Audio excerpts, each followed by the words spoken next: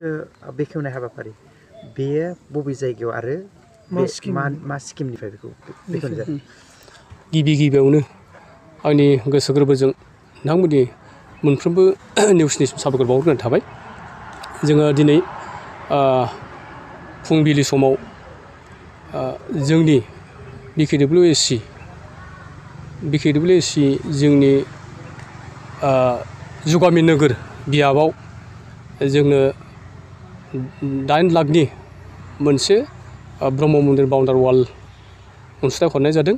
दिनै जोङो बेखौ आरो दिनैनि बे अन्थाइ खाम्फाखौ बेखेवफैनो थाखाय जोंहा आलासि गाहाय BKWSCनि गाहाय मावफुं सोद्रोमा मिनुस सारखौ जोङो अन्थाइ खाम्फाखौ बेखेवनो आलासि महरै लेंहरनानै जों दिनै बेखौ बेखेवनाय जाबाय।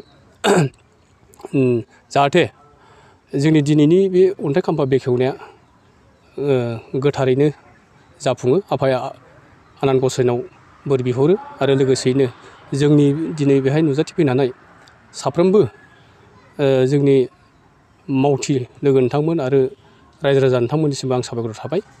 मानोना फैगोन बोसोरफ्रावबो आरो फैगोन इयुनावबो जोङो जाहाथे बेफोरबायदिनो जोंनि जुगामि नोगोर बियाबआव जाहाथे जोंनि BKWSCनि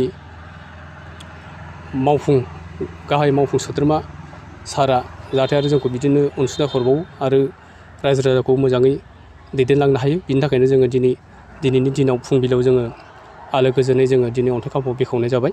आरो दा बे समाव जिहेतु BKWSCआ गोदान आरो लोगोसे गोदानै नोंथांमोनाबो मोनसे स्किम मोनबाय, बेसेबां गोजोननाय मोननो हादों आरो मा सानदों नोंथाङा? जोंनि दा जुगामि नोगोर बियाबनि रायजो राजा बिथांमोना जोबोद गोजोननाय मोनदों। मानोना दासो मोनजेननाय समावनो जोंनि बियाबाव मोनसे स्किम मोननायनि थाखाय जोंनि रायजो राजा जोंनिसिमबो साबायखर बावनानै लोगोसे साफ्रोमबो EM मोननिसिम जोंनि जुगामि नोगोर बियाबनि रायजोफोरा जोबोद गोजोननाय थादों आरो उनफ्रावबो बिथांमोनजों जोंनि बियाबनि रायजो राजाया हेफाजाब होबाय थागोन होननानै फोरमायनाय दङ।